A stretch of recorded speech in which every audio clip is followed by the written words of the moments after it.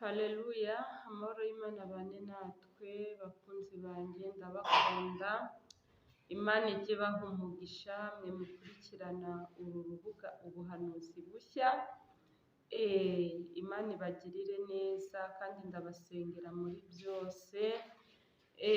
Tugiye no gupanga amasengesho y'iminsi 3 tubasengera.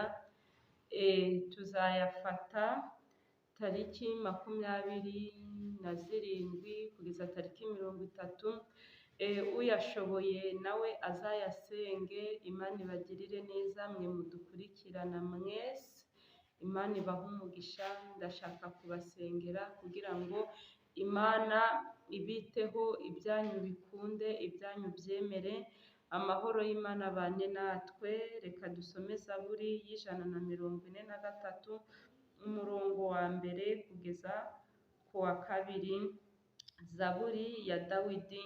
Uwiteka umva gusenga kwanjye, tegera ugutwi kwinginga kwanjye, unsubize kubw'umurava wawe no gukiranuka kwawe. Imana yumve gusenga kwawe inshuti yanjye, Imana yumve gutaka kwawe, Imana yumva amaganya yawe kuko ari Imana ishoboye byose. 2 kandi ntushyire umugaragu wawe mu rubanza. Imana ikugirire imbabazi ye kugushyira mu rubanza, kuko ari ntawo mubaho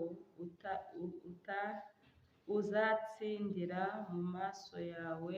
Imana itugirire neza. Imana yumve gusenga kwawe, yumve gutaka kwawe nk'uko yumvishe gusenga kwa Dawidi. Imana ikurengere muri byose. Nta marira atahoza, nta gahinda atamara.